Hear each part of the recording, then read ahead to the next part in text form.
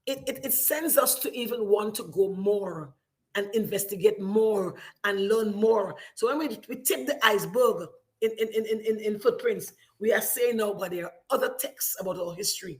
There are other texts about our society.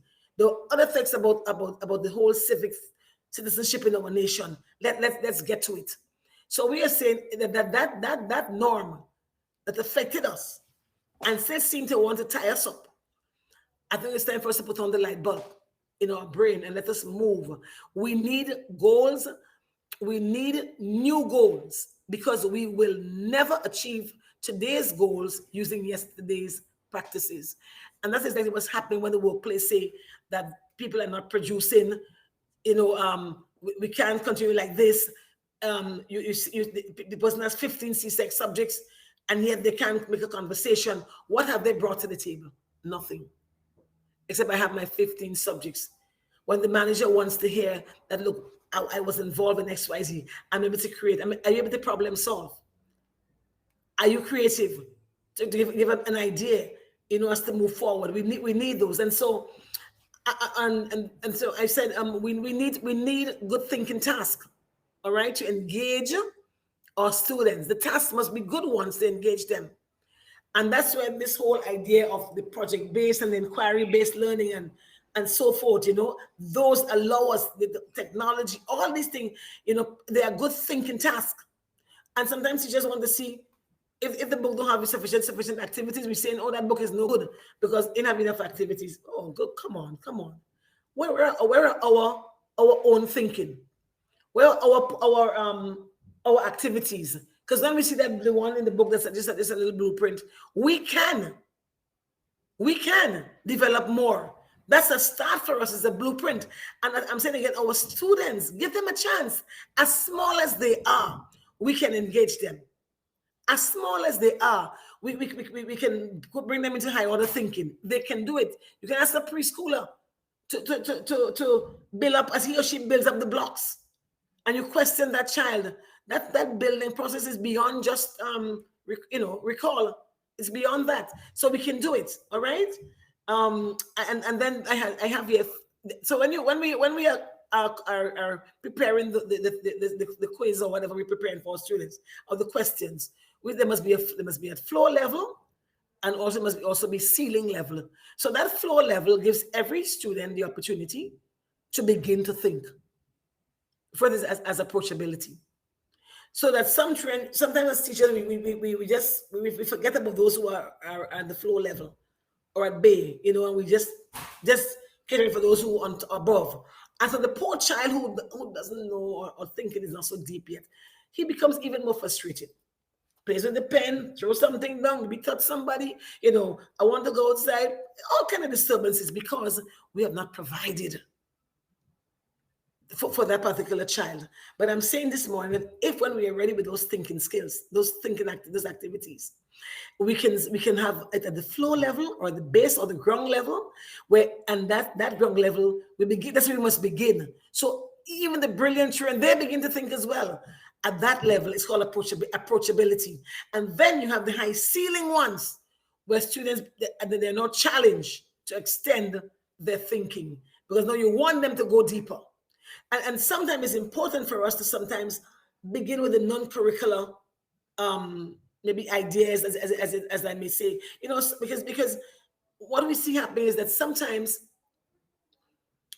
even when the children they're fearful, if we can just take something else, probably went on a field trip or something else that is non-curricular, we're going to engage them there with their thinking, because we want them to start to think. We want them to be thinkers. Whatever, whether it's mango season, whether it's going and look at the ship, if like where I am, there's a lagoon right next to me, and it's the scenery is just mind blowing, right?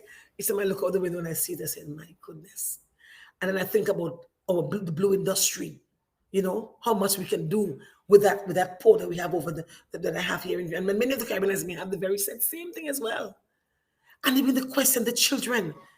You take them for a little walk outside, and as they begin to question them with non-curricular ideas or issues or whatever it is, they start to think, and what you develop in that thinking process. And when you believe you have it now, and you realize that they're thinking, then you can then move it into the classroom because they already know how to think. So when they come into your class and they come into that space now, they're not afraid anymore. There's no fear because they understand how to think, how to ask questions. And you know as well how you go, how to respond, how to incorporate the other students across the board to be included, right? To be a part of it, and we'll have more enjoyable classes. And so that's why, in particular, I truly love the inquiry-based learning. I really like it because that as we know, the inquiring mind, as the children begin to discover, right? It's about discovering, right? And answer and answering. So as they go about that whole inquiry, trying to discover certain things, right? They're with it. They're in it. And they're going for it. They're going for the goal because they know that at the end of the day, an answer will come. So it's a learning process that engages students by making real world connections through exploration and high level questioning. It is an approach to learning that encourages students to engage in problem solving and experimental learning. We have to get our children to think and to think outside of the box. They can do it. They can think, I wonder. It's right there. I gather, I explore, I investigate. They are going to discover and they are going to remember because they were part of the discovery.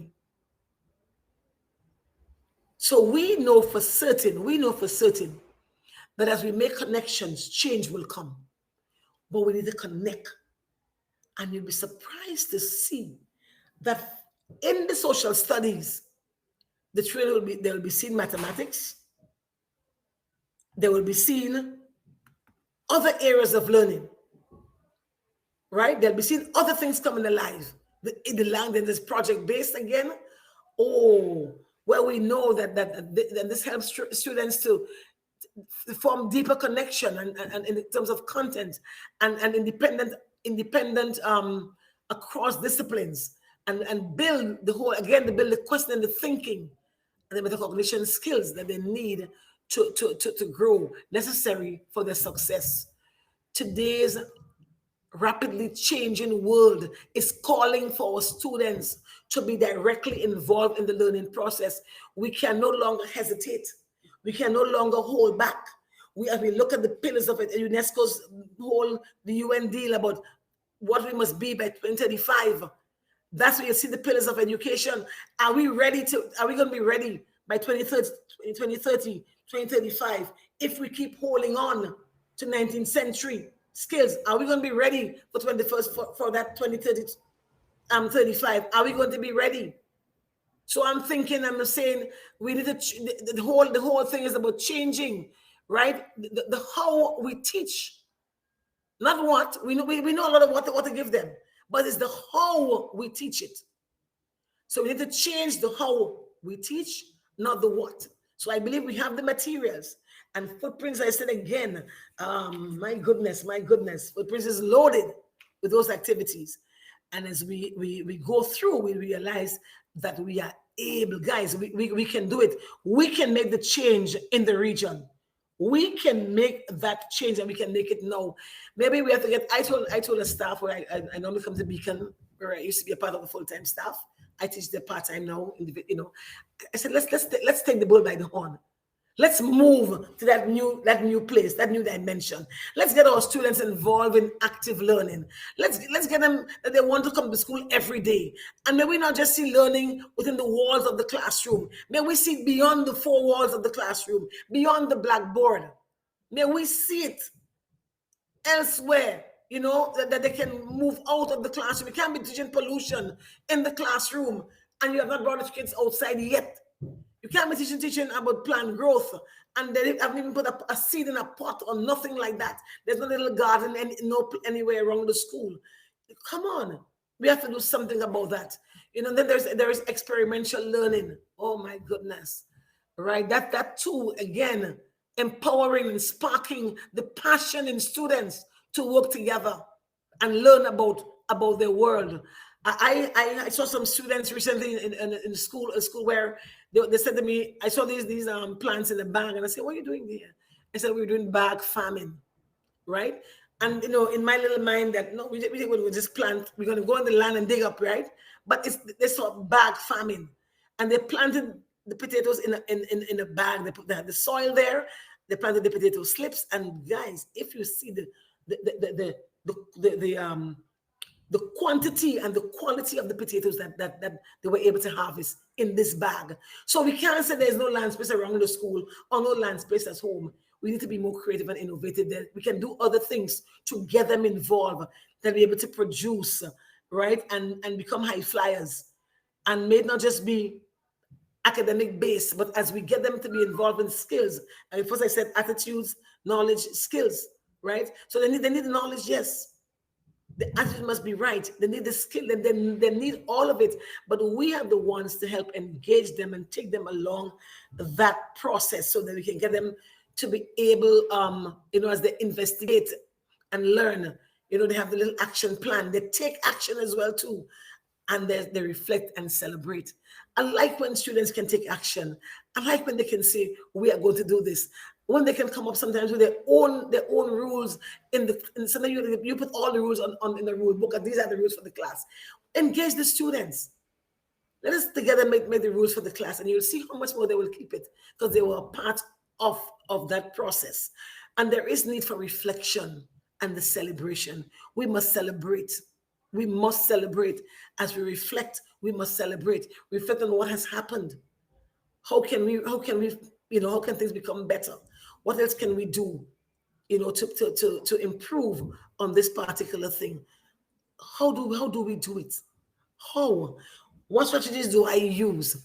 How do I get a copy now? Maybe those who don't have a copy of footprints. How do I get a copy of footprints? Sorry. How do I get this copy of footprints so I can use it in my class? How can I see what's in that text that's so revealing, that's so catching, that is able to help me to teach in a way that my students become at the core of their learning, and their involvement is so rich that they begin to see themselves as a solutionary, as a problem solver, see themselves as a contributor. Not only as consumers, because for too long, we're just seeing ourselves as consumers. And that is not the route we want to take with our students. We're not just consumers. We must be producers. We must have our students, and through what we teach them and how we teach them, we are able to make them producers and contributors of the particular nation, as well as, I said before, have this global mindset. Not only where we are in the Caribbean we can reach, but far beyond. And many more of us can get there, because we have those who are going there already.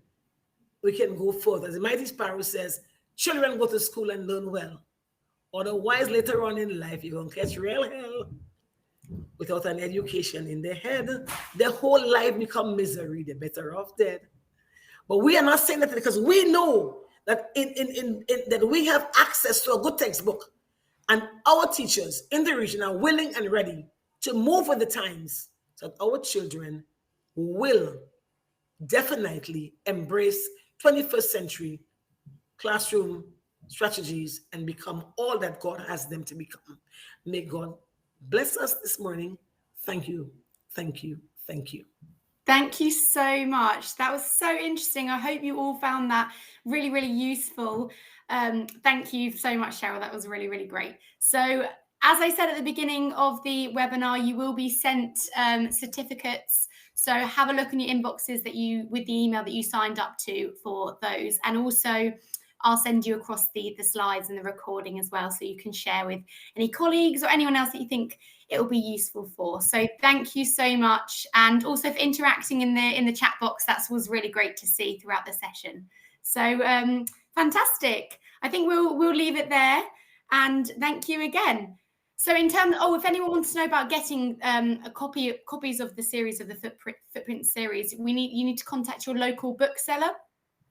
So I'll put a link in the chat box for you to also see their contact details there, and you just need to contact them at Macmillan representative in your country, and they can give you all the information about getting the books. So hopefully you'll all be using them soon. Great. So I'll end the session there. Thank you again. Thank you everyone. Bye. Thank you, guys.